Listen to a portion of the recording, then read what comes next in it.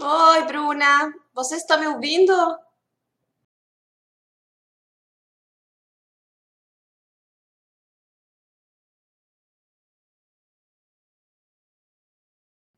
Ah, que bom. Então, beleza.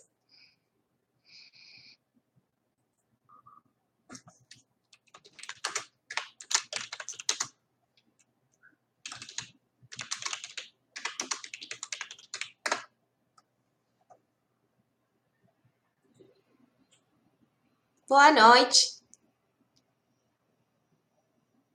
Oi.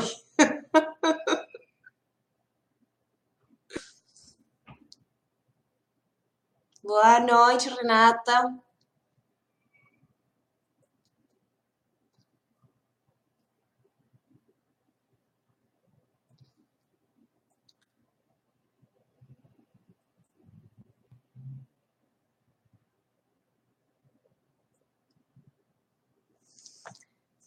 O som está duplicado. Ah, tá.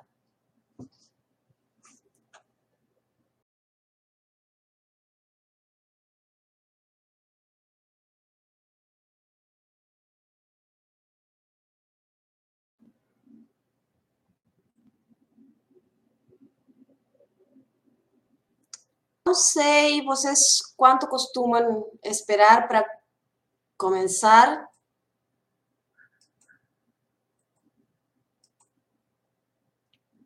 Boa noite.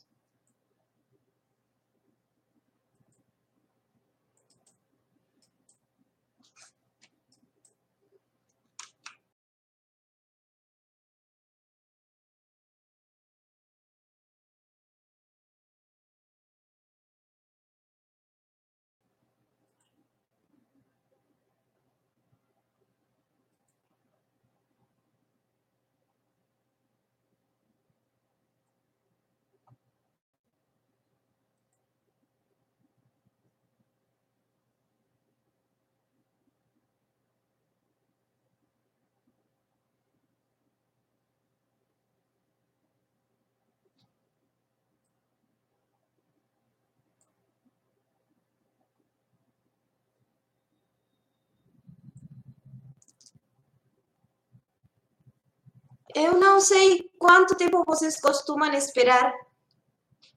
Muito obrigada. Bem-vindos a Montevideo.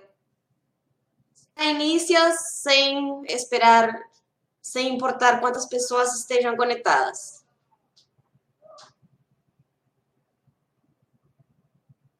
Porque por enquanto são umas 10 e na inscrição são umas 110. Então, mas tudo bem, coroinha. É, mas dá para ter uma ideia de por onde a gente vai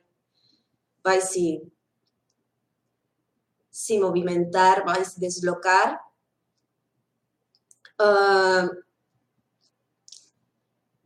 A ideia é colocar alguns pontos fundamentais dessa relação entre arte, filosofia, aprendizagem. Eu tenho ideia de fazer alguma coisa que seja mais aberta para pessoas que não sejam da filosofia, mesmo que, até pela minha formação, a perspectiva da filosofia vai se perceber, eu imagino que com bastante clareza.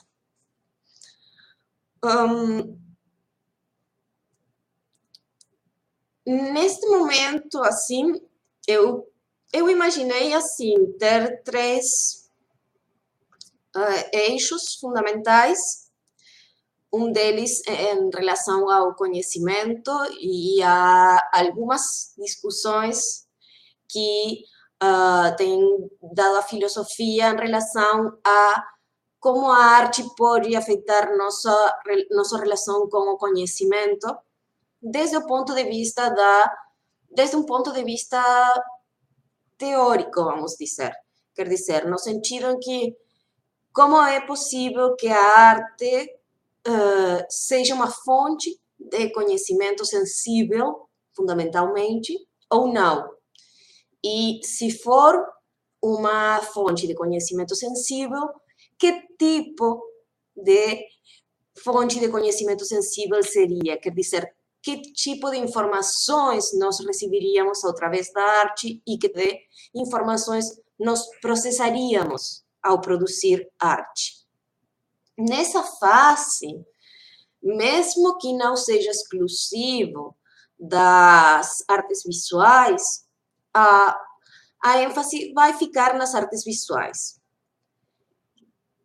Geralmente, nos cursos de estética ou filosofia da arte, eu sempre falo, a gente fala mais de artes visuais, não porque as coisas só estejam ligadas às artes visuais, mas porque é mais fácil colocar exemplos, colocar fotos de obras de arte, todas essas questões.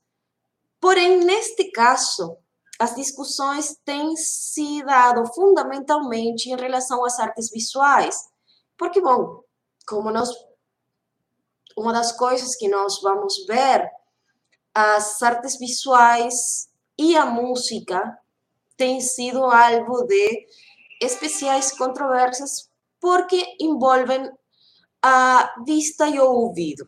E, nesse sentido, isso já traz consigo um tipo de relacionamento especial no que tem a ver com a nossa percepção sensível. Mas, para isso, vamos daqui a pouco. Numa segunda parte, a ideia é trabalhar já com uma questão mais ligada às emoções e ao desenvolvimento emocional ligado ao aprendizado, e a literatura tem se focalizado na literatura, nas letras, na poesia, no romance, e, bom, e logo depois, mas também muito como consequência disso, com o teatro e hoje com o cinema. Novamente, isso não quer dizer que não seja possível vincular as discussões a outras artes. Eu vou tentar o mais possível e vou agradecer muito que as pessoas que estejam envolvidas com outras artes tentem estabelecer vínculos, questionar, porque às vezes a gente se fica muito presa da discussão originária e esquece um pouco fazer ligações para as artes em geral. Finalmente, numa última parte, numa última abordagem, a ideia é trabalhar algumas discussões que têm se dado entre arte e ciência, nas possíveis relações que a arte tem com a ciência. Tem até discussões que ligam a um tipo de filosofia da ciência com uma tarefa artística. Tem um texto bem interessante, até porque é de um professor empirista lógico bastante tradicional, quer dizer, não é Carnap, é uma pessoa que tem incorporado bastantes debates, porém, que sugere que se podem ligar algumas questões que têm as práticas artísticas com as práticas já da filosofia da ciência, ou alguns outros que sugerem que têm ligações com as práticas da ciência mesmo. Pessoalmente, sou um pouco cínica com isto. Quer dizer, acredito que às vezes acontece, mas, em geral, a formação na ciência tem diferenças muito marcantes. Quer dizer, a formação padrão não é aquilo que a gente pode vincular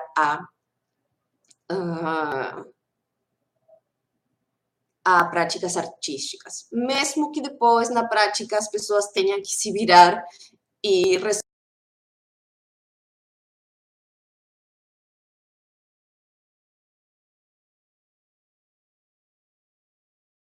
as artes. Mas aqui entra a questão de aquilo que nós achamos que, da nossa ideia intuitiva, da nossa ideia Bom, a ideia de que temos é que, bom, que é criação, que é originalidade, que é novidade, que às vezes que são conceitos ligados, mas que não resolvem a questão de, quer dizer, que não deixam de ser intuitivos, que não deixam de ter problemas quando a gente coloca eles dentro de uma narrativa filosófica mais complexa.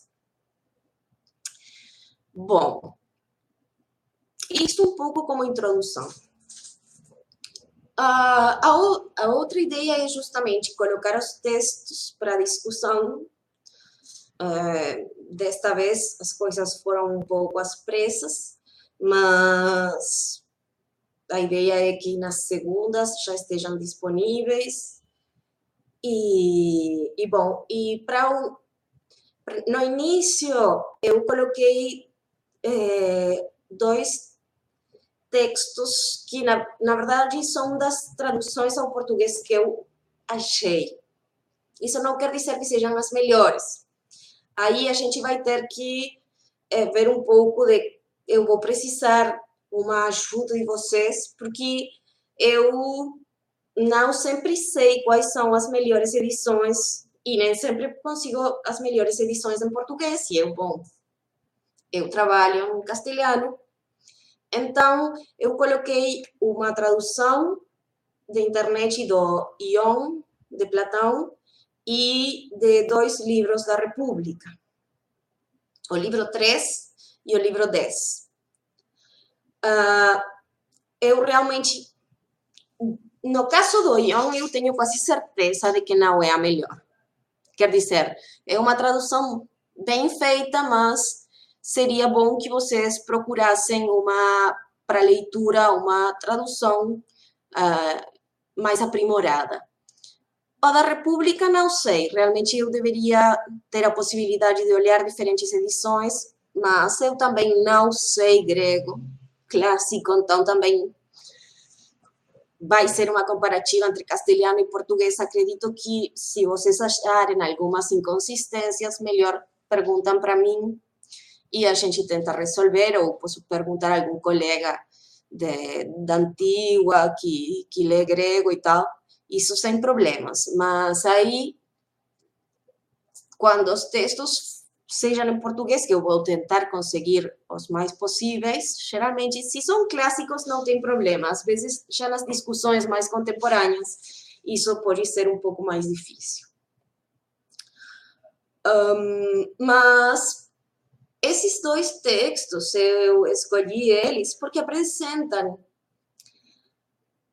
e disso é o que eu vou falar agora, apresentam a situação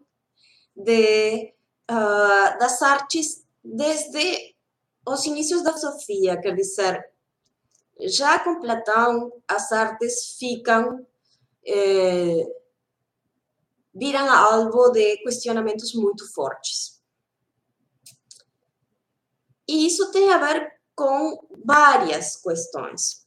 Tem a ver, é claro, com a filosofia do Platão, mas também tem a ver com as costumes e as revoluções nas costumes e nas práticas artísticas na Grécia, na época clássica, na época que nós chamamos clássica.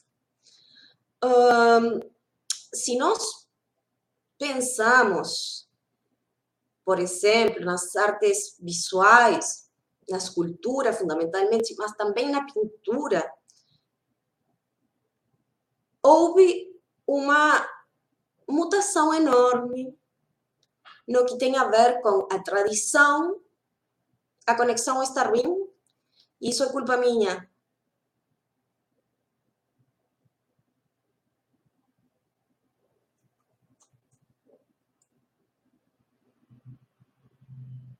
Não sei.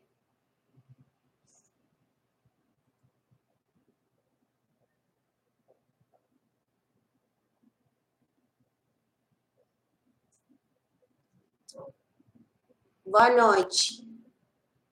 Tá. Me avisem, assim a gente vai... Eu aqui eu fiz tudo que tinha que fazer certinho. Bom, voltando então à antiguidade. A tradição das artes visuais, especialmente da escultura e da pintura, é uma tradição que, quando nós pensamos na Grécia, a tradição da pintura e escultura, nós podemos pensar simplesmente no que nós conhecemos como arte egípcio. Quer dizer, a arte grega que nós conhecemos como clássica, que nós conhecemos a escultura e tal, bom, antes de virar arte grego era arte egípcio. Arte grega era arte egípcia. Eu confundo às vezes. Arte em castelhano é feminino.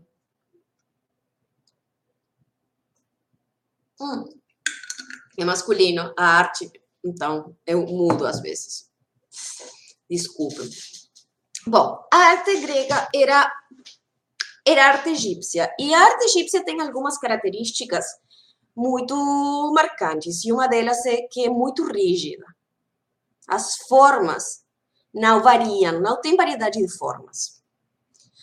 Nós poderíamos ter uma discussão sobre os motivos pelos quais isto é assim. É bastante claro que não é por desconhecimento técnico, é uma escolha, mas foi uma escolha que os egípcios fizeram por séculos. E em pouco tempo, não pouco tempo histórico, que não pouco tempo no sentido de que para nós 100 anos é mais de uma vida. Porém, se nós pensamos que uma arte levava séculos com uma proposta que virasse em 100 anos uma coisa completamente diferente, é uma revolução. E foi uma revolução que teve um impacto bem forte nas formas de avaliar as artes e nas formas de considerar até onde essas mudanças eram boas ou não. Enquanto, e também por isso, Platão, a tradição da música e da dança, a arte tinha um rol fundamental, no sentido de que era considerada, a dança era considerada uma forma de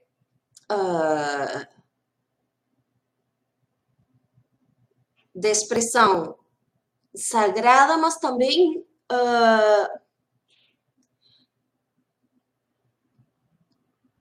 isto fica difícil de explicar porque tinha uma vinculação com o treino do corpo. Para eles, dança e ginástica tinham relações muito fortes, muito mais fortes das que tem agora, hoje, que nós poderíamos perfeitamente dizer, bom, um jogador de futebol não sabe dançar nem o mais mínimo passo de dança. Bom, não. Na geral, a ligação ginástica, dança e música era bem mais forte na Grécia do que é para nós. Então, essas ligações tinham a ver com a educação do corpo, com o cuidado do corpo. E então também as variações que aconteceram nesse período, que foram muitas, nem sempre foram consideradas como as melhores. E era importante falar de música e falar de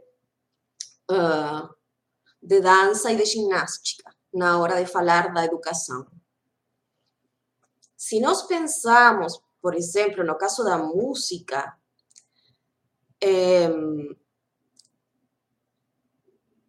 a música foi considerada pelo seu poder de ordenar, de treinar as emoções e o corpo, que, bom, que eram consideradas uma coisa mais menos desligada do que depois algumas teorias fizeram deles. Cidades como Esparta, que nós temos uma imagem muito viril e até tosca dos espartanos, a música era considerada no nível das leis. Quer dizer, quando tinham situações sociais difíceis, às vezes se chamava as assembleias para melhorar as leis, mas às vezes também se chamavam os músicos. E se geravam festivais para aprimorar a ordem da cidade por meio da música. Para nós, isso é muito difícil de imaginar, lamentavelmente. Quer dizer, é difícil de imaginar e não. A questão é que, para nós, a parte que tem a ver com catarse e descarregar emoções e tal, é fácil de compreender, né? Ou seja, a gente tem carnaval, as pessoas dançam, descarregam energia, ficam mais tranquilas, no boa. Essa parte, assim, é mais fácil de imaginar. Porém, que já fosse uma questão cultural, o treino pela música para melhorar a disposição e ordenamento da cidade já fica mais difícil de imaginar para nós. Porque, bom, nós não temos esse relacionamento, poderíamos estabelecer vinculações, mas certamente não é a parte da nossa cultura uma parte tão forte.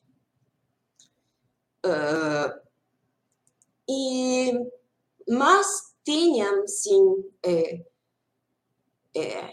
mesmo na terminologia, tinham palavras semelhantes à função dos legisladores e à função dos músicos. E logo depois temos também com uma função fundamental, e mais na educação, a poesia. Quer dizer, nós temos uma situação que, sem imprenta, a poesia tinha uma função fundamental, que era de fazer que as pessoas lembrassem melhor de cor os diferentes conhecimentos, quer dizer, não só as epopeias e as histórias dos deuses e os heróis eram escritas e depois transmitidas em verso, mas também a medicina, também os tratados de filosofia, se vocês pensam em Parmênides, não é simplesmente uma questão de exotismo que ele fez um poema. Tem a ver também com o fato de uma transmissão oral que facilitava-se, quer dizer, esse negócio de quando vocês querem lembrar alguma coisa e fazem uma rima, só que, bom, bastante mais elaborado, mas também eles tinham mais tempo, menos poluição sonora, então a situação da transmissão de conhecimento e de conhecimento de opiniões, de tradições, por intermédio da poesia, era uma das formas fundamentais da educação e de transmissão cultural.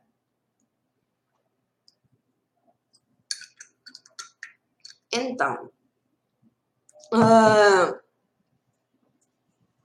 boa noite. Então, quando nós pensamos, temos pelo menos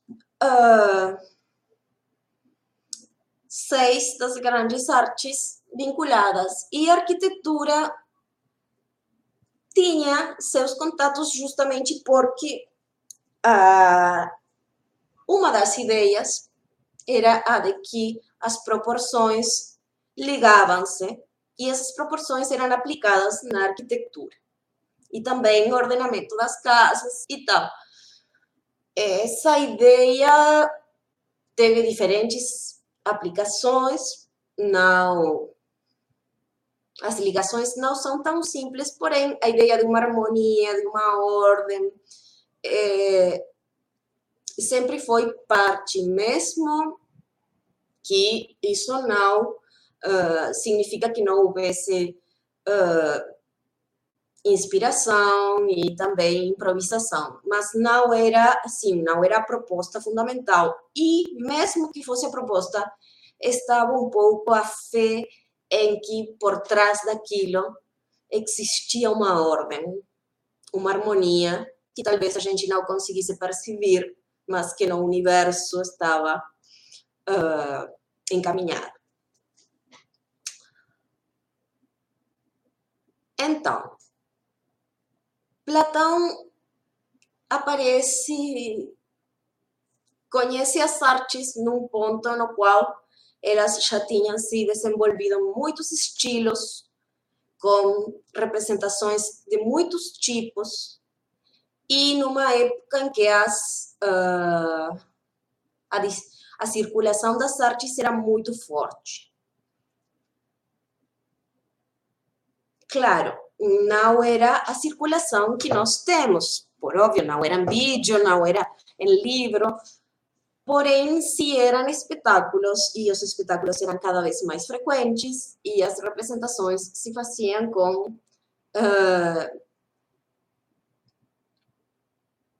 muita... e tinha muita importância, quer dizer, eram convidados estrangeiros para fazer essas representações, e tinham concursos, e, vamos dizer, festivais. E nas artes visuais, especialmente na escultura e na pintura, o investimento que era feito nessas artes, quer dizer, os artistas tinham um prestígio importante e as obras eram cada vez mais frequentes. É claro, dentro de um grupo de pessoas dentro de uma élite. Os camponeses não tinham acesso às artes. Isso quer dizer, aos espetáculos de tipo público, teatro, os festivais que podiam ser de poesia, interpretação, até que podiam. Porém, aqui importa lembrar que os tempos, os horários de trabalho e o esforço era muito grande. Então, mesmo que não fosse proibido, muitas vezes igualmente não ia ser muito frequente, porque as pessoas não iam chegar, não moravam tão perto, nem tinham veículos para se aproximar e também estavam cansadas. Mas, bom, vamos deixar em que pelo menos não eram proibidas e pelo menos as pessoas que estavam na polis tinham um acesso importante. E nesse sentido, tinham um acesso importante desde os donos das terras até os artesãos de diferentes formas, e todo tipo de trabalho manual. Eles que moravam na cidade, eles sim tinham acesso e era frequente que eles acedessem a pelo menos os espetáculos públicos.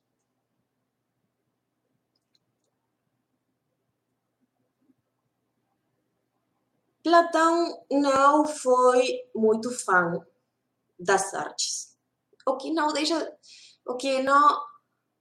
de ser interessante, porque, por uma parte, quando ele era mais novo, ele pintava. Uma atividade que, para alguém do seu status social, não era bem considerada porque é um trabalho manual, porém já tinha um prestígio suficiente como para que fosse um bom passatempo para alguém com uma situação social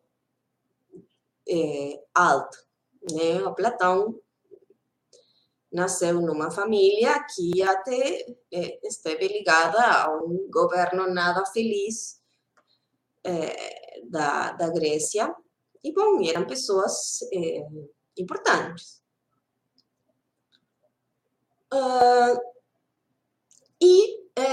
Seus textos são em diálogo, o que é uma forma, não já em verso, mas é uma forma que certamente não é a prosa plana, assim, de explicação, não, tem uma ligação entre personagens, caracterização, quer dizer, tem uma encenação, uma ficcionalidade que não é a mesma que quando você, ou pelo menos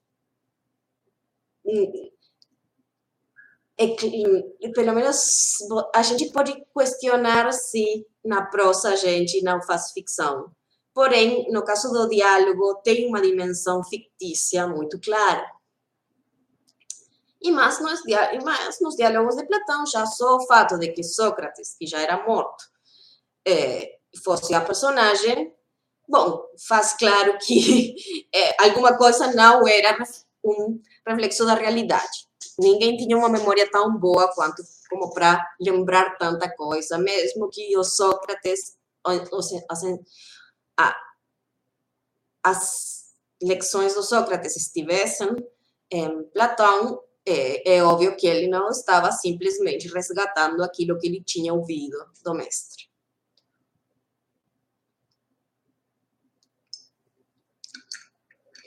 Então, o primeiro diálogo, o Ion é um rapsoda. Um rapsoda era um intérprete de textos clássicos.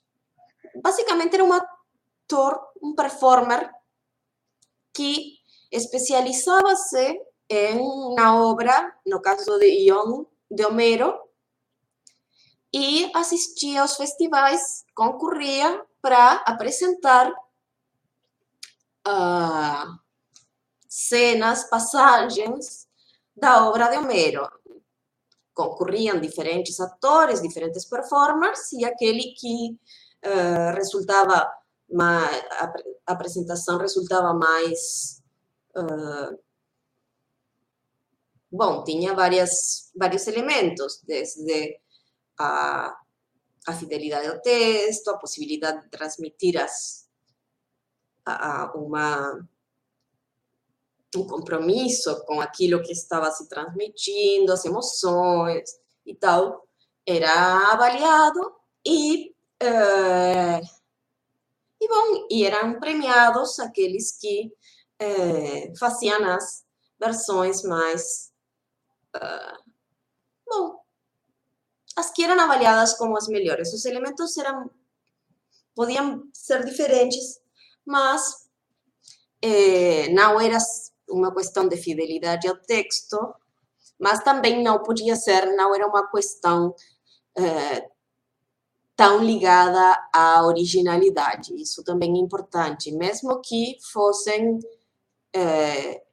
importante que fosse uma apresentação que tivesse rasgos de apropriação do texto marcantes.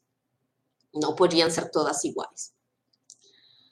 Então, nesse diálogo, que é um desses diálogos chamados de juventude, de Platão, Platão mostra alguns uma situação que ele tem com a poesia ligada diretamente ao conhecimento, que é basicamente a seguinte: o poeta ou o rapsóda conhece, sabe a aquilo do que fala? Sim, sim, a relação com o poder, justamente, e acredito que é isso o que não gostava muito Platão.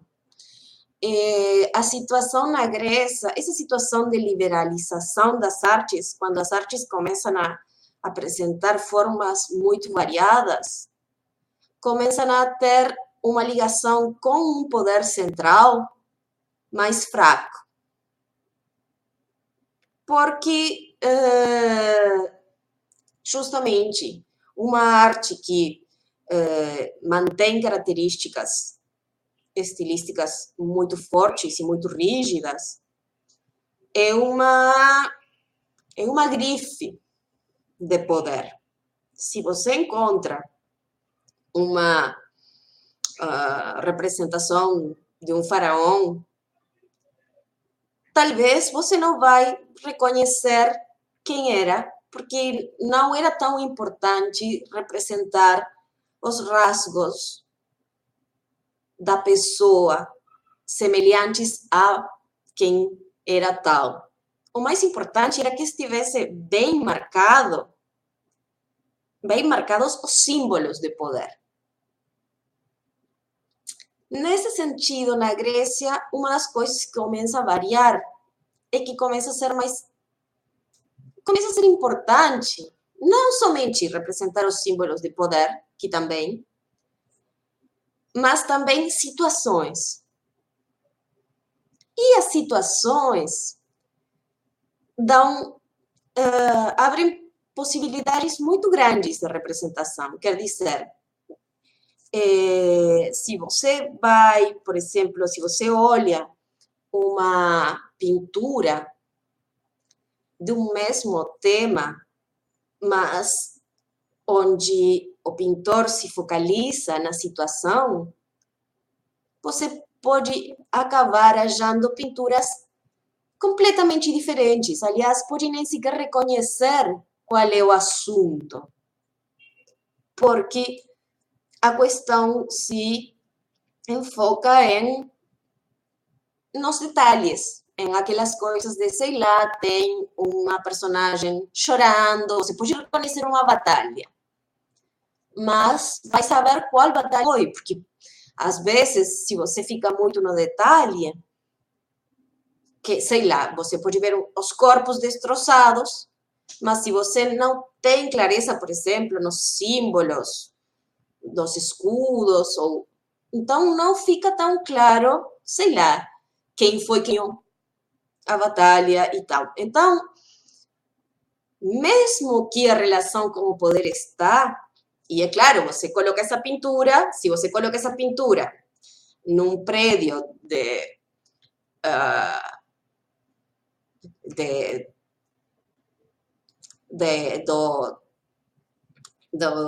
num prédio onde grego, é claro que são os gregos os que ganharam, porque não vão colocar uma representação deles todos desfeitos e destroçados e humilhados, vencidos e todas as coisas que se relacionam com perder uma batalha. Mas o que começa a dar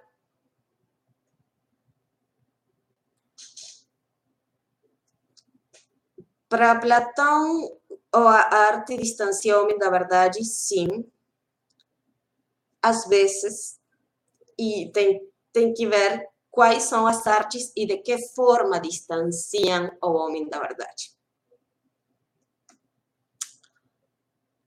E também qual verdade, porque isso aí é importante também, né? Claro, se nós vamos para a República, depois, onde já a teoria das ideias está melhor formada, então sim, é bem mais claro esse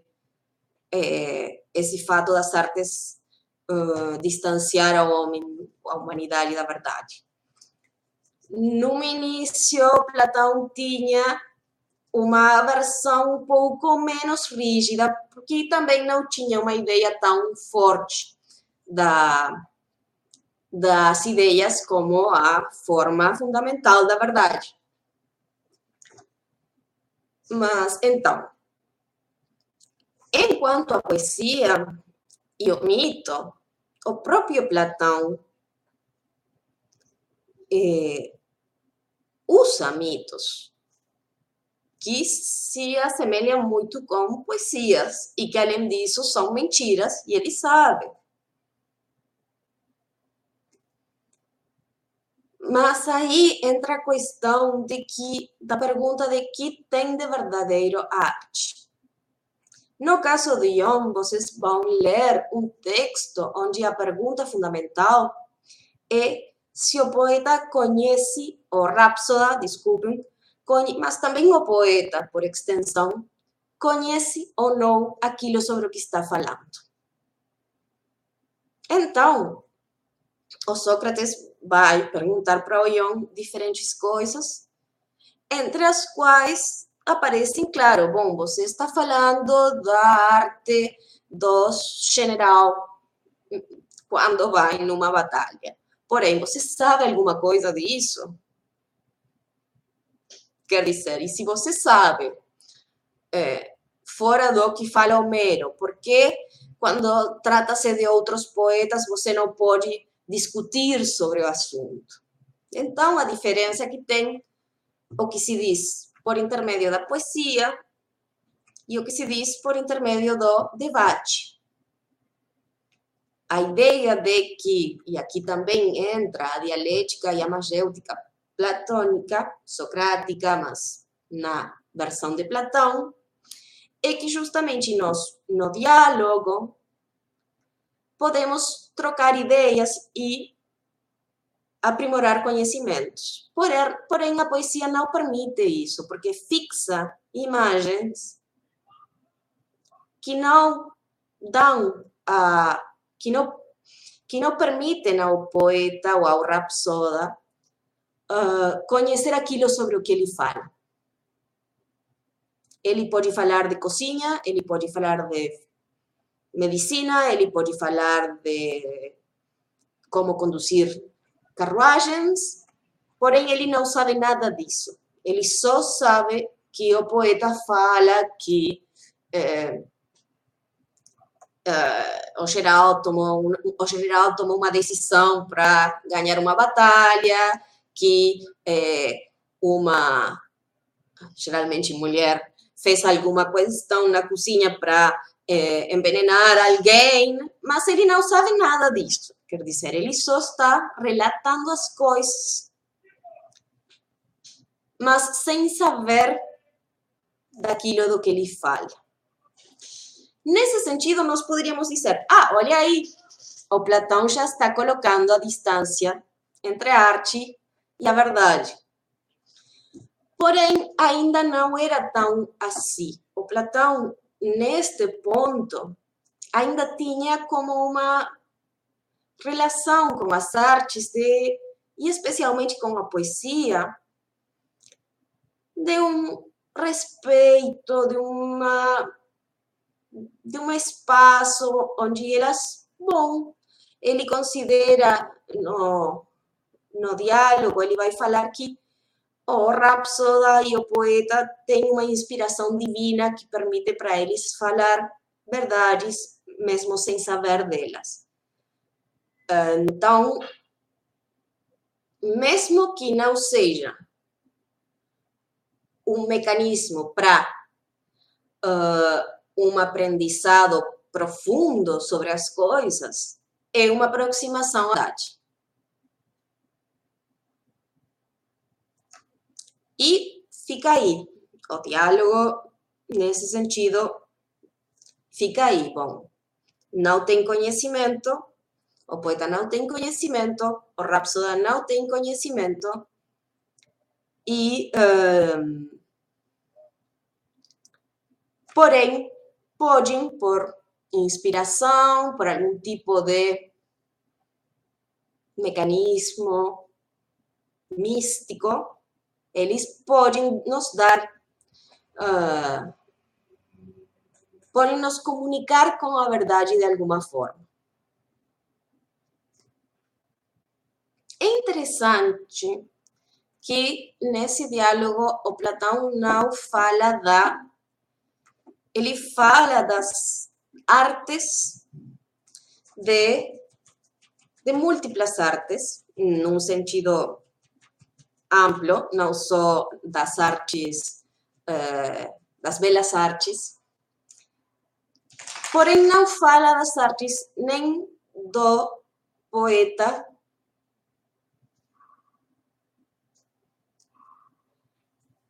sim, várias concepções dialógicas, isso sim.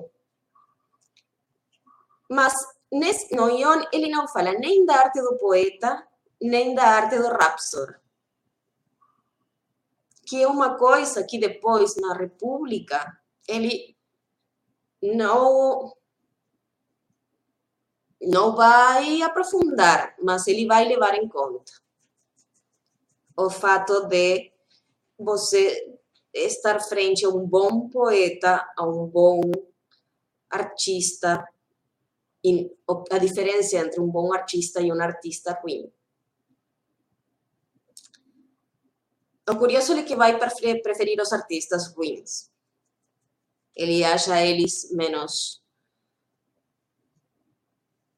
negativos para o aprendizado do que é preciso saber para ser um bom cidadão, para ser um cidadão justo. Mas aí nós já entramos na questão da República. Uma das coisas que eu falei um pouco rápido, e que na verdade vai ser rápido hoje, é a questão da vista e ouvido.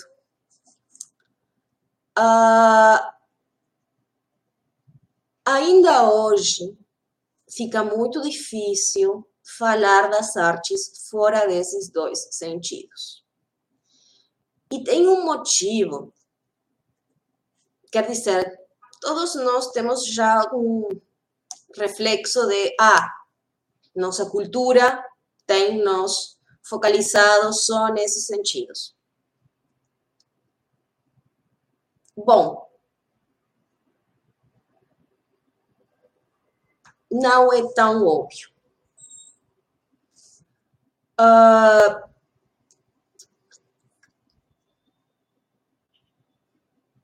As vista e ouvido têm a possibilidade de nós estabelecer gradações. Nós podemos estabelecer escalas de cores e podemos estabelecer escalas de sons. Não acontece a mesma coisa com os outros sentidos. Claro que tem variações, porém não são passíveis do mesmo tipo de comunicação. Ao ponto de que nós podemos comunicar a alguém que tem, por exemplo, uma situação perceptiva diferente, alguém que tem daltonismo, nós podemos nos comunicar com essa pessoa em termos de gradações, porque mesmo que não perceba as cores como nós que não temos daltonismo, não sei se vocês têm ou não têm, mas não somente é uma forma de expressão. Tem um desenvolvimento ligado à forma de expressão, mas tem um outro ligado a uma forma de percepção. Nós podemos comunicar em termos de, por exemplo, saturação da cor. E estabelecer um ponto numa linha no qual uma cor pode estar. Nós não podemos fazer isto com os sabores ou com os cheiros. E também não com o tato. Quer dizer, nós podemos explorar muito mais, e de fato tem se feito. Se vocês pensam nas diferentes cozinhas do mundo, tem uma exploração enorme de sabores. No entanto, alguém que não consegue perceber o doce, nós não temos jeito de explicar para essa pessoa. o que o doce. Muito menos diferentes sabores de doces. Se vocês pensam no livro, o perfume, ou no filme, é interessante, porque a personagem tinha um domínio dos odores bem mais desenvolvido que os outros seres humanos. Nesse sentido, ele tinha uma possibilidade de ordenar os cheiros de uma forma que não, de uma forma semelhante a que nós temos de ordenar as cores ou os sons, que nos permite fazer, por exemplo, uma grafia. Nós podemos fazer uma escala de cores, nós podemos fazer uma notação musical, e não temos a mesma... só um pouquinho. E não temos as mesmas chances com outros sentidos. As explorações em outros sentidos têm que correr por outros caminhos. Então, nesse sentido, quando se fala da música e das artes visuais em relação ao conhecimento, não é simplesmente porque nossa civilização tem se focalizado nisso. É também porque tem algumas bases que têm feito que outras civilizações fizessem a mesma coisa. Talvez não para produzir arte, mas sim para produzir as formas de comunicação do seu conhecimento. Um pouco como a linguagem. Não todas as linguagens são iguais, não, bom, nem que se fale as escritas, os idiomas, mas o fato de se comunicar por palavras é uma evidencia uma facilidade para algumas questões que não só tem a ver com o fato de que, bom, de ter um poder que indica que nossa cultura tem que salientar a alma e não o corpo. Claro, isso teve consequências no corpo, por exemplo, por muitos anos, mas não na Grécia. A dança foi considerada, e ainda às vezes, tem alguns vídeos bem interessantes, foi considerada o desenho de figuras geométricas com o corpo, quase desligada completamente da música. Na interpretação, na teoria, não na prática. Mas era considerada uma forma de desenho, só que em lugar de usar pincel, em lugar de usar um design, em lugar de usar tinta, em lugar de usar lápis, em lugar de usar uma caneta, você usava o corpo. E então fazia um design que podia ser, sei lá, figuras no espaço. A interpretação da arte depende da observação, da percepção de cada um. Sim e não. Tem um sentido em que sim, você vai interpretar conforme a seu parecer, e esse parecer pode ter a ver com sua formação cultural e pode ter a ver também com sua percepção emocional. Porém, também tem outras coisas que já não são dependentes de cada um. Aliás, são bastante manipuladas por aqueles que produzem as artes.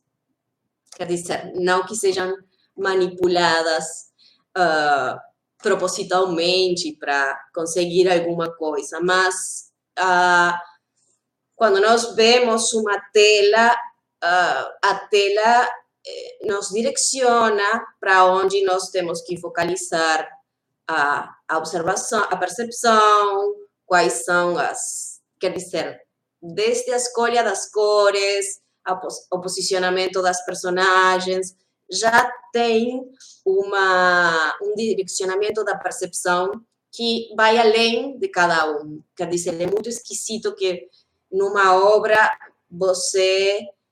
onde o pintor colocou como personagem central, o que não quer dizer que esteja no meio, sei lá, um Cristo, você fique olhando uma outra coisa. Quer dizer, o pintor tem estratégias para direcionar a percepção. Então, nesse sentido, não vai depender de você só. Também vai depender do direcionamento. A técnica tem a ver também com isso, com levar você para alguma parte, com conduzir seu olhar.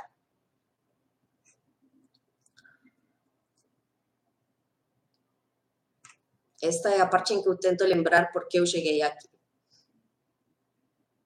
Bem, isso no que tem a ver com a vista e o ouvido, e por isso a importância que, se vocês fazem um percurso pela tradição estética, não só ocidental, também oriental. Na tradição oriental, geralmente, e isto é uma generalização horrível que eu estou fazendo, porém, a tradição oriental o que acrescenta é a dimensão do espaço, da ambiência. Mas não é que não são outros sentidos, quer dizer, é sim uma dimensão holística no sentido de que não é somente a contemplação de isso que eu tenho na frente, sino a contemplação disso num ambiente X, com uma conexão entre os elementos que fazem que eu perceba aquilo que eu tenho na frente de uma forma. Porém, não é que eles prestem mais atenção ao cheiro, ou ao sabor, ou ao tato. Não, isso não vai por aí. Nesse sentido, eles, por enquanto, eu não tenho achado registros de uma estética diferente nesse ponto. E não vou dizer que eu tenha feito uma pesquisa muito exigente, mas costumo ficar olhando e perguntando a pessoas que trabalham na estética de Oriente se eu consigo, gosto de perguntar, e uma das coisas que costumo fazer. Então, até novo aviso, nesse sentido, não é a diferença, mesmo que nós vamos falar fundamentalmente desde uma perspectiva ocidental, não é aí onde vocês vão encontrar a diferença entre Oriente e Ocidente. Na República, Platão está preocupado, bom, o tema da República é a justiça. Mas poderíamos dizer que é a justiça da mal da educação. Porque uma das coisas que tinha mais preocupado a Platão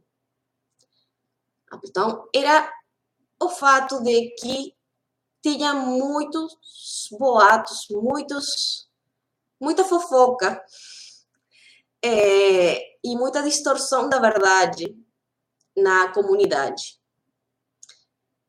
E então, parte disso, para ele, alterava o respeito para as leis e a educação correta. Parte disso tinha a ver com muitas versões do mesmo fato. E, nesse sentido, essa pintura e essa escultura que tinha aparecido, tinha mudado tanto os padrões o cânone do belo e do valioso, era uma das fontes de distorção para o conhecimento da verdade.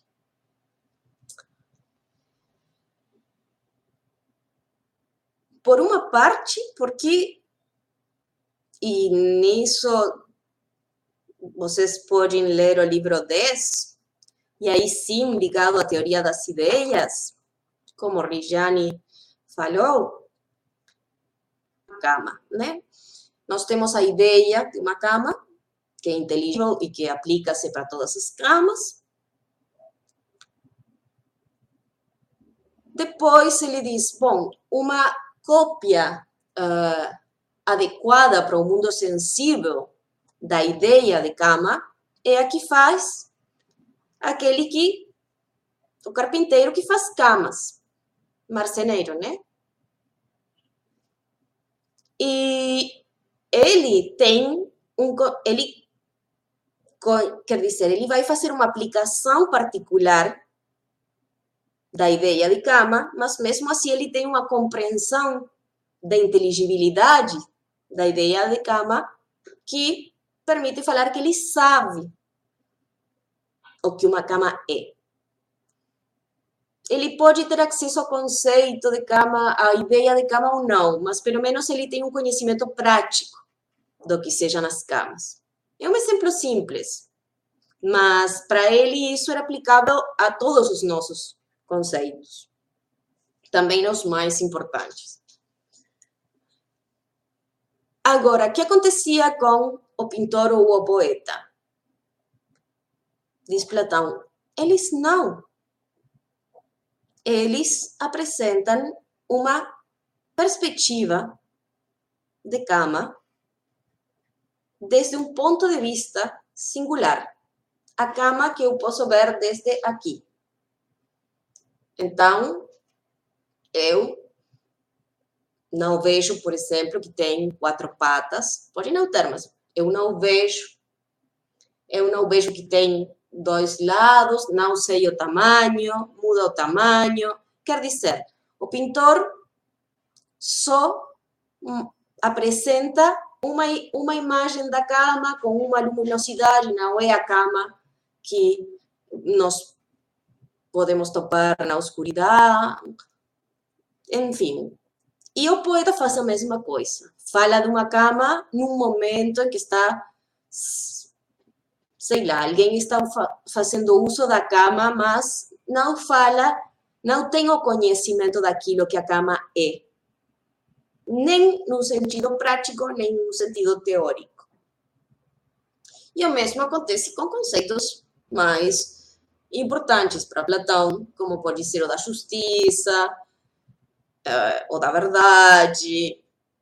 E então, nesse sentido, os poetas nos afastam 2 vezes, os poetas e os pintores, os artistas em geral, nos afastam 2 vezes da verdade. Nós, já por estar no mundo sensível, temos um afastamento da verdade. E isso é parte da teoria das ideias. Nós temos um acesso ao mundo que já tem trevas, porque temos esse acesso sensível que não permite que a gente veja aquilo que é as ideias. Quer dizer, temos os casos, mas não temos as ideias.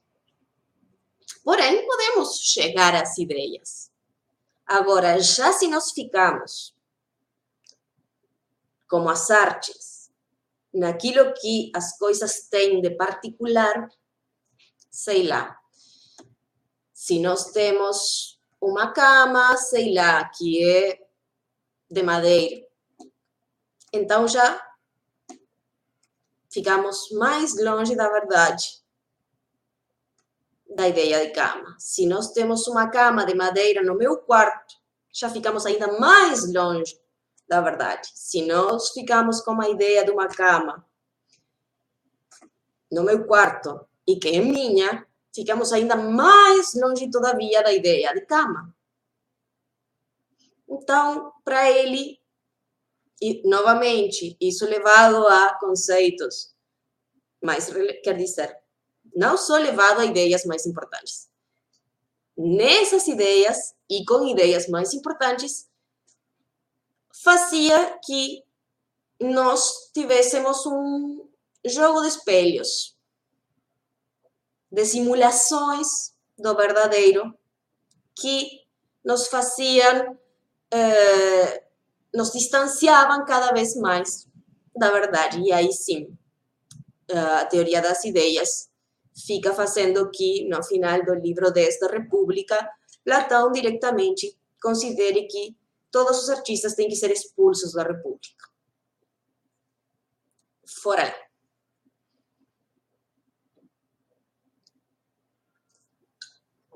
Porém, no livro 3,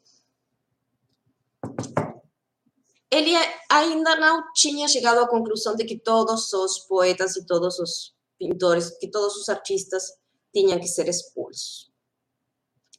Certamente, tinha coisas que tinham que ser excluídas das artes. Ele queria corrigir Homero, porque achava que não era possível que Homero falasse coisas como que os heróis choravam, que os heróis ficavam com medo, que os deuses tinham desejos sexuais por animais, coisas assim. Ele achava que não tinha cabimento nenhum, que isso não podia ser, que a poesia não podia falar disso. Que tinha que se colocar, que tinha que representar os valores mais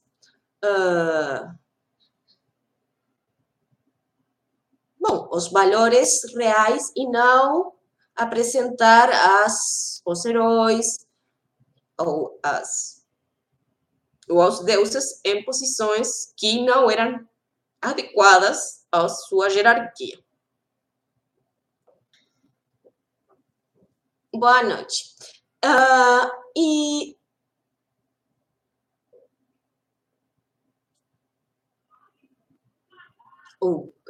Depois eu respondo a sua pergunta, João. Então, aí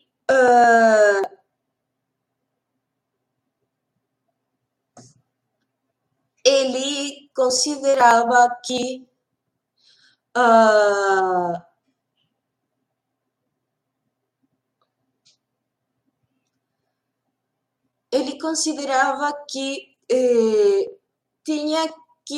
tinha-se que melhorar a poesia, mas o interessante é que ele achava que justamente os melhores poetas eram aqueles que tinham imagens mais coloridas, que conseguiam entusiasmar mais ao público, com intrigas mais exóticas e tal, e que então eram os melhores artistas, aqueles que tinham que ser enviados fora. E nesse sentido, ele já estava começando a considerar que a arte, fora do fato de representar a realidade, de que a arte podia ter a função de educar, transmitir uma mensagem, mas também tinha características próprias. E essas características próprias não sempre eram boas para a transmissão de mensagens. Ele vai elogiar a arte egípcia por ter se mantido igual por 10.000 anos. Ele considerava justamente que uma das grandes perdas da Grécia era justamente a variedade de versões, sei lá, de apresentações do mesmo tema, que só multiplicavam a confusão que as pessoas podiam chegar a ter respeito ao que era preciso saber sobre algum assunto. Mas também é interessante que ele considerava que era importante mudar a música. Tinham instrumentos. Aqui fica difícil porque não é fácil para nós saber exatamente como eram esses instrumentos.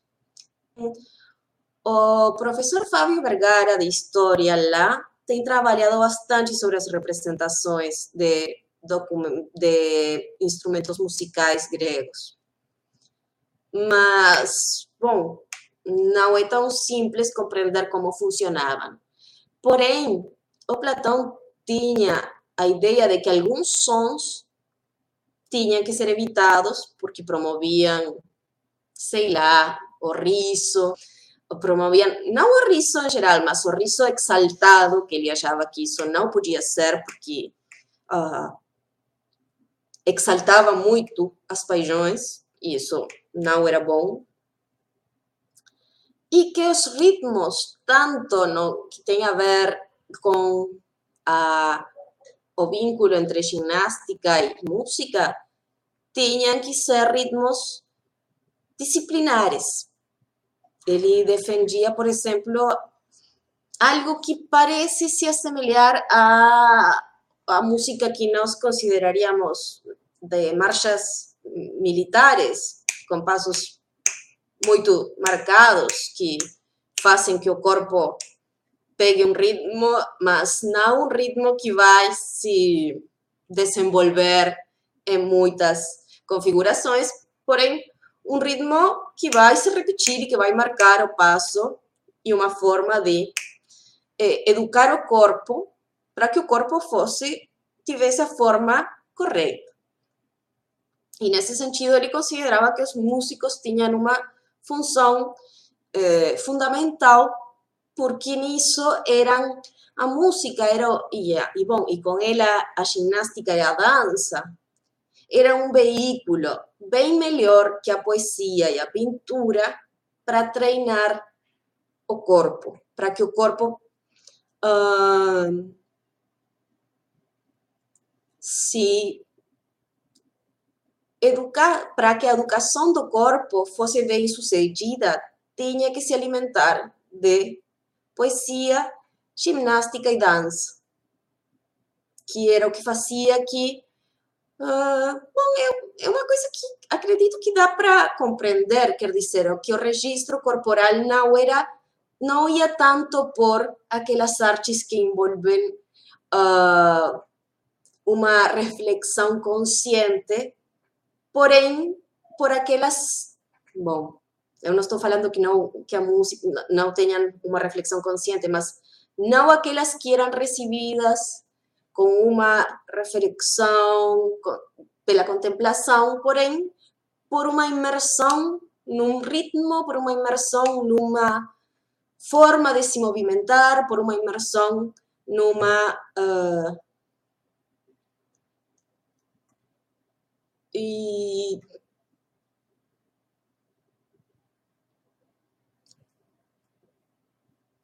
Sim e não.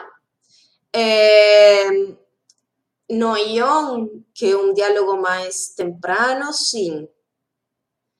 Mas depois ele não parece estar falando muito seriamente quando menciona isso. A inspiração não é uma coisa confiável para ele. No ion, no primeiro diálogo que eu coloquei para vocês, sim, ele achava que isso acontecia com os artistas. Mas já na República ele abre mão dessa ideia. E se nós vamos já nos textos como as leis, onde a teoria das ideias está totalmente consolidada, aí já essas inspirações, esses estados alterados de consciência cada vez ocupam menos espaço, no sentido de que o fato de que seja por acaso que a gente, como pode ser um transe, ou, quer dizer, é um acaso divino, inspirado, tal, mas um acaso. Já não era a forma mais... já não era a forma que ele tinha mais interesse de aproximação à verdade.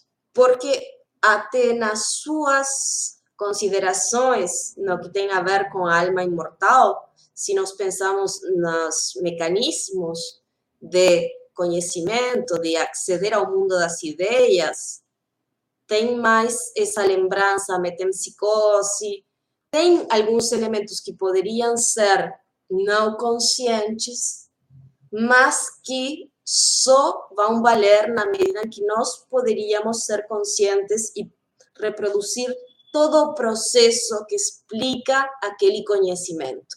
E os artistas não podiam fazer isso. Mesmo que o artista estivesse colocando uma verdade, ele não podia explicar a verdade. E então, nesse sentido, para Platão não era suficiente. E o risco de que fosse somente, quer dizer, e deixar o conhecimento ao acaso para Platão não era uma boa ideia.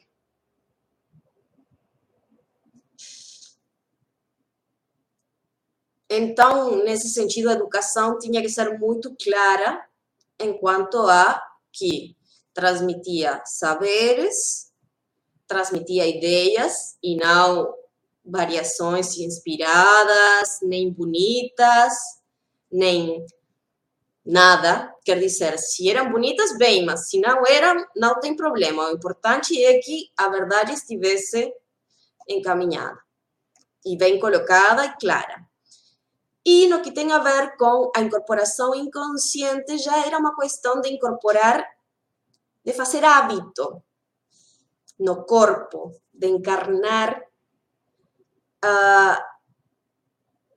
a melhor forma de funcionar de um cidadão, sei lá, caminhar reto, fazer ginástica, não ter uma posição de, vamos dizer, de tédio, de relaxação, de tudo isso tinha que ser banido e a melhor forma para Platão era justamente a dança, a ginástica e a música, fundamentalmente a música, que tivesse como uma forma de alerta que fizesse que o ser humano funcionasse harmonicamente. Agora, também uma das coisas que não deixam de ser interessantes é que o próprio Platão, às vezes, é contraditório consigo próprio. Tem uma passagem muito breve, é verdade, no livro 5º ou no livro 6, sexto, não lembro exatamente qual, acho que é no 5º, em que Platão fala que coloca como exemplo do mundo das ideias a cidade desenhada por um artista. Ele diz, essa cidade é mais bela, é melhor, mesmo que não possa existir na realidade. Então, essa confusão entre o valor que as artes tinham, que até o Platão era sensível a ela, às vezes se cruza com as convicções programáticas do Platão, conforme as quais a arte tinha que ser, essa arte era a pior de todas. E depois tem uma outra menos ingênua e mais complexa, que é aquela na qual Platão considera que tem que se produzir uma poesia, uma mitologia especial para o ordenamento e para a educação do povo. Que aí é onde aparecem as diferentes raças ou formas da humanidade, aqueles que são de ouro, aqueles que são de cobre, aqueles que vão realizar os diferentes trabalhos. Quer dizer, Platão, de alguma forma, acaba considerando que justamente a atividade dos poetas tem que ser a atividade dos governantes. E isso já indica até onde ele acreditava que a educação estava ligada às artes. Porque ele achava que realmente as mensagens chegavam bem mais profundamente pela via das artes que pela via de, por exemplo, a discussão filosófica. O conhecimento chegava pela discussão, pelo debate. Porém, a mensagem, nós podemos discutir se isso é educação ou adoctrinamento. E aí é um dos problemas do Platão, que por momentos parece ser mais um adoctrinamento, mas tem outros em que parece ser uma forma prévia para uma boa preparação para a discussão. Então, nesse sentido, as artes pareceriam ser uma... não tanto as artes visuais, mas as outras artes pareceriam ser uma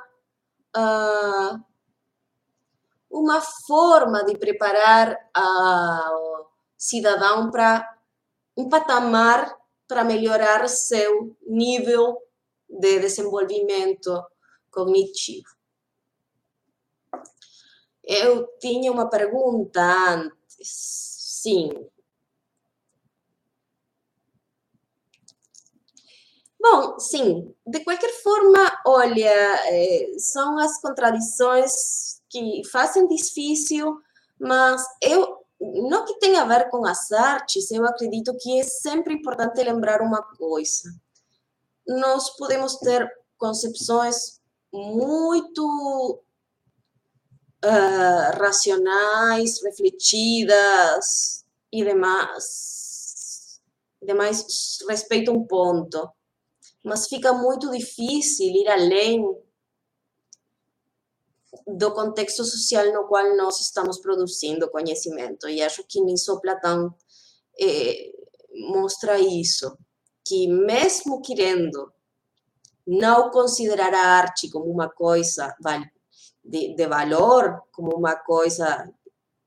Ele, mais de uma vez, esse é o exemplo mais claro, porque ele coloca a arte como um assemelhado do mundo das ideias, o artista como um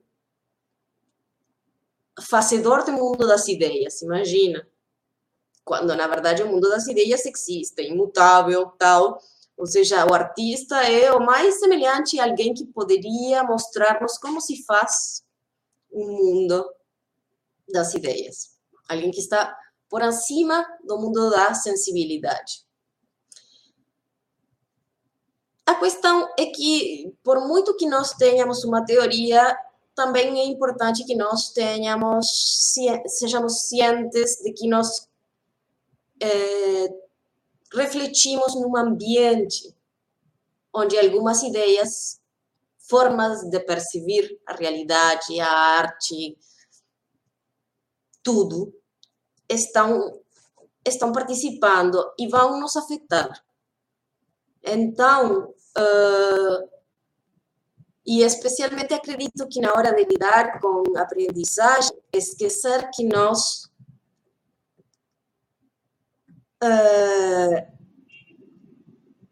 não trabalhamos no mundo ideal, trabalhamos no mundo real, entre todas as aspas que vocês quiserem. É importante, porque mesmo o mais idealista dos idealistas era vítima das suas ideias intuitivas, das coisas do cotidiano, dessa realidade na qual ele vivia, mesmo que ele achasse que estava errada.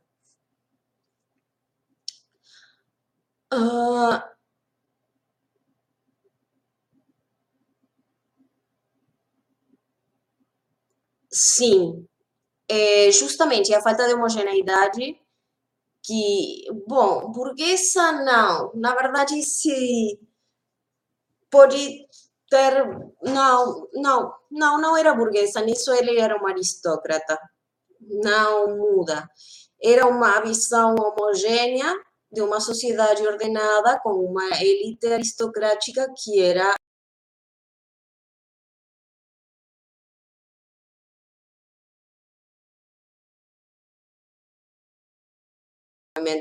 sim, elitista sim, aristocrática também, mas não burguesa.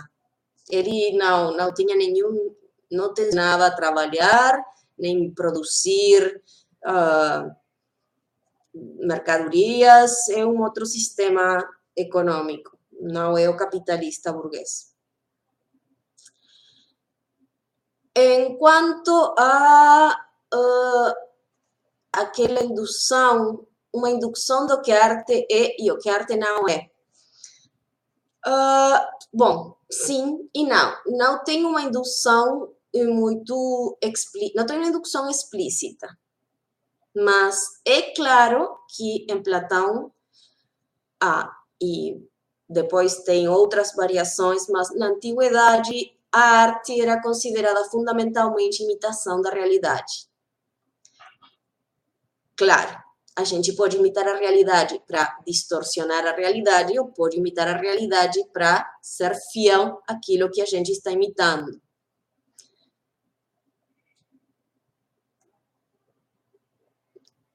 Não, eles não achavam que a arte fosse um espelho. Então, a ideia de imitação tinha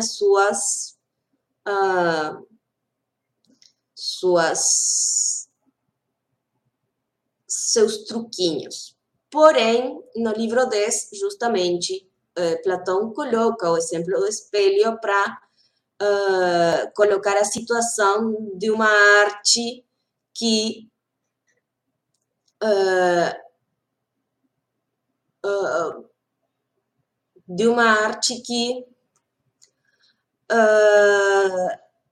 se focalizava na apresentação sensível daquilo que a gente estava observando. A verossimilhança entra já com Aristóteles. Platão pensa mais em termos de imitação. Ele não vai refletir muito sobre as diferenças entre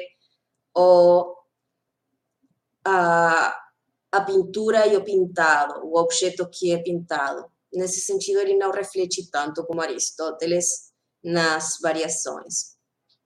Platão defendia uma sociedade aristocrática, é mesmo, e não simplesmente um governo aristocrático, é verdade, é uma forma específica da aristocracia, sim. Mas, nesse sentido, o que importa na hora de pensar as artes é como ele pensa que o povo pode ser educado. E ele vai pensar num sistema onde tem uma elite que tem o poder sobre o que deve ser transmitido e logo depois diferentes estamentos onde tem alguns que têm mais limitações no acesso à verdade. E eles podem chegar, ele quer que as mentiras que os governantes fazem, a diferença das mentiras dos artistas, dos melhores artistas, não sejam manipuladoras num sentido circunstancial. Ele quer que sejam mentiras que eventualmente possam abrir janelinhas para o mundo das ideias. Não fica muito claro como isso poderia ser possível, porque seriam mentiras de qualquer jeito. Mas, bom, ele tinha essa pretensão. E, fundamentalmente, ele na República e no que tem a ver com a educação, ele está preocupado, esse é meu cachorro, ele está preocupado por como se distorcionam as diferentes versões da verdade e isso gera injustiças e gera revoltas. E não tanto por especificar quem são, identificar aqueles governantes e tal. E sim, é uma aristocracia muito especial, porque se nós temos uma aristocracia e uma forma de governo onde estão os sábios, temos uma forma muito especial. A questão é que, bom, onde estão os sábios? Quer dizer, se Quem garante que eles sejam os sábios? E depois entra uma outra pergunta. Se eles são os sábios, por que não podem lidar com diferentes versões da realidade? Ao final das contas, por que não podem lidar com o fato de diferentes percepções, diferentes perspectivas e defender justamente a verdade e a forma correta, se eles são os que conhecem essa forma?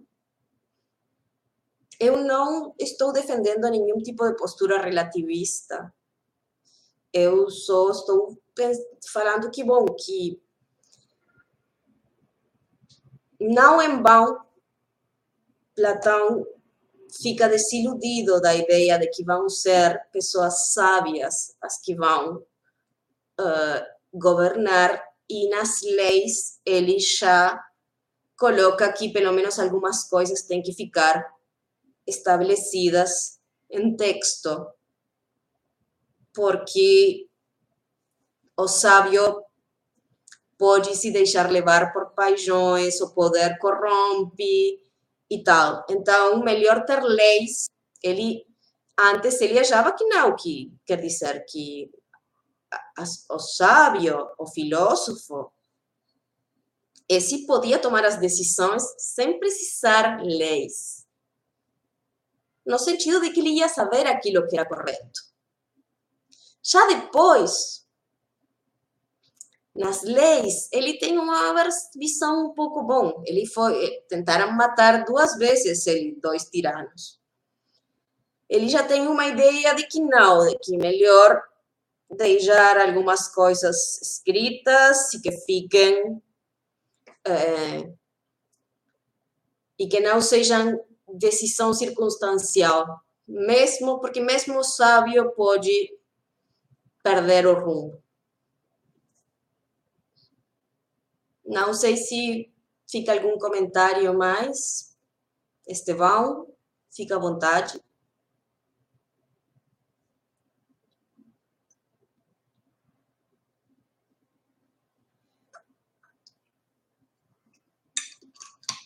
Bom, mas então, a ideia é basicamente que desde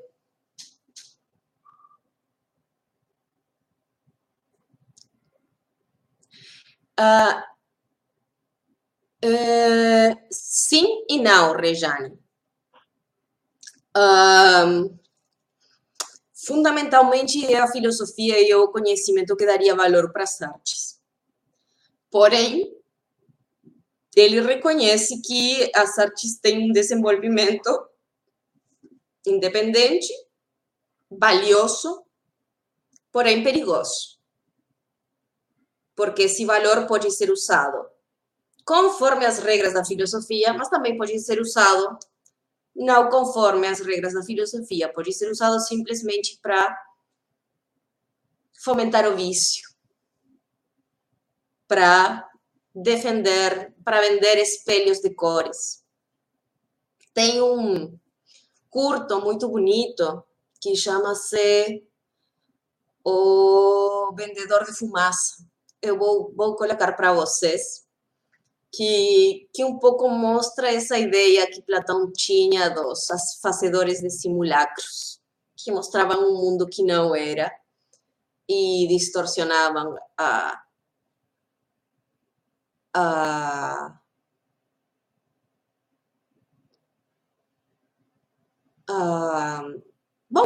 verdade e o acesso à verdade,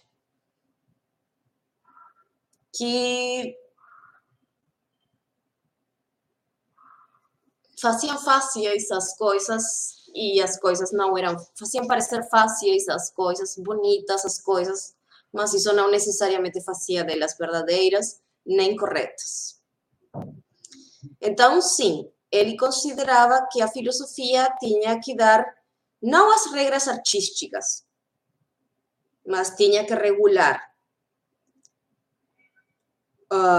aquilo que as artes iam fazer e dentro dos desenvolvimentos das artes, selecionar aquilo que se ajustava melhor aos objetivos da República, mesmo que isso significasse sacrificar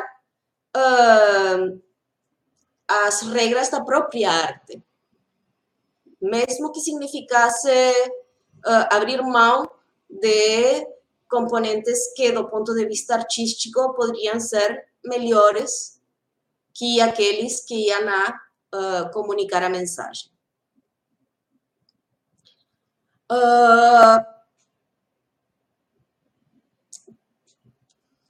A arte sozinha para Platão era difícil de imaginar.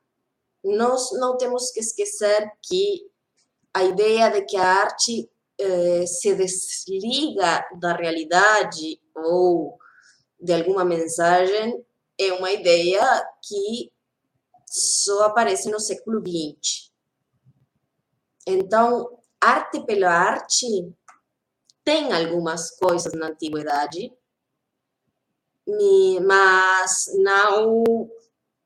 não são muitas e com certeza não era o fundamental.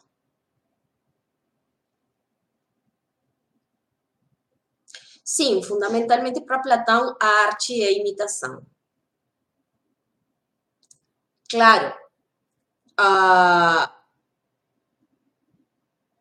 é uma imitação que tem a habilidade de apresentar a realidade mais bonita do que ela é. Nesse sentido, não pareceria ser uma imitação tão meramente só imitação.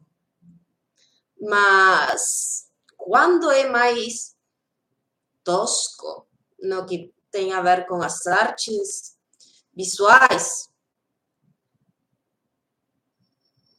para ele a arte é um espelho. Não é próxima da verdade, Cala. Você tem que lembrar que para Platão os sentidos nos enganam, mais que para Descartes. O mundo sensível é um mundo de trevas. Quem compreende a verdade é quem compreende as ideias. Quem é capaz de sair, passar para cima, quer dizer, por colocar um exemplo, você tem que compreender não ver essa caneca aqui, mas compreender a canequicidade. E, se for possível, mais ainda, compreender as relações matemáticas que fazem que isso tenha um equilíbrio e tal. As regras do universo, as regras do que na antiguidade era física, que geralmente, no caso do Platão, tem muito a ver com um ordenamento racional matemático de tipo pitagórico. Mas, nesse sentido, para compreender a verdade, a gente tinha que pular aquilo que os sentidos davam.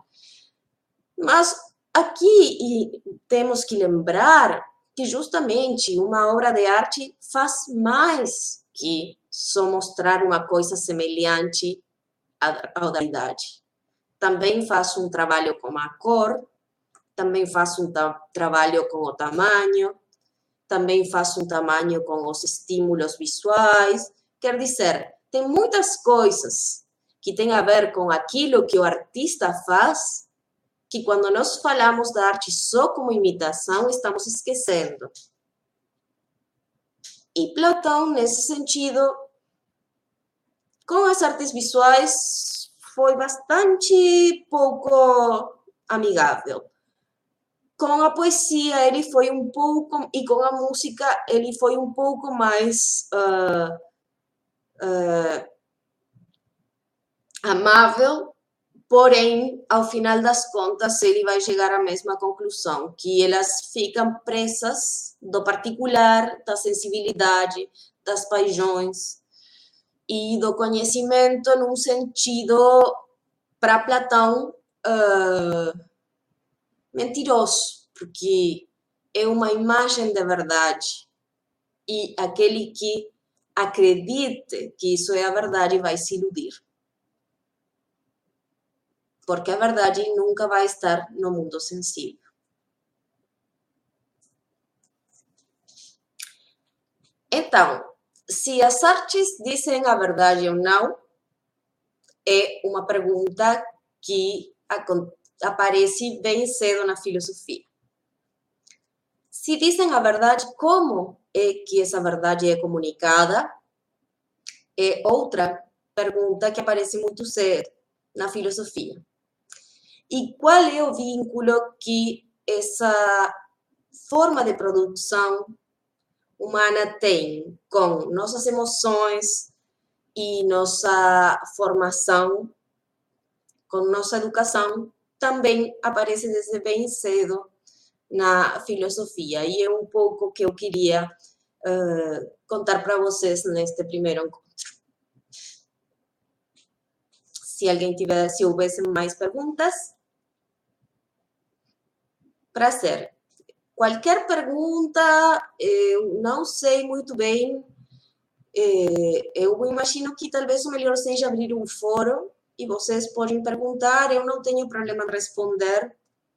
Podem ler os textos, podem perguntar quando vocês quiserem. Não vou responder imediatamente, mas eu respondo.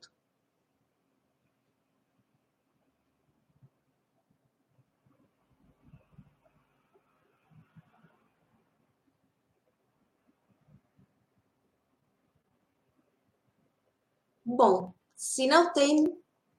Obrigada, Bruna. Se não tem mais perguntas, eu vou deixar entre segunda noite e terça de manhã a indicação de texto para sexta que vem. E... Obrigada. E, bom, então na próxima sexta, às 19 horas, 7 da tarde, a gente se encontra de novo.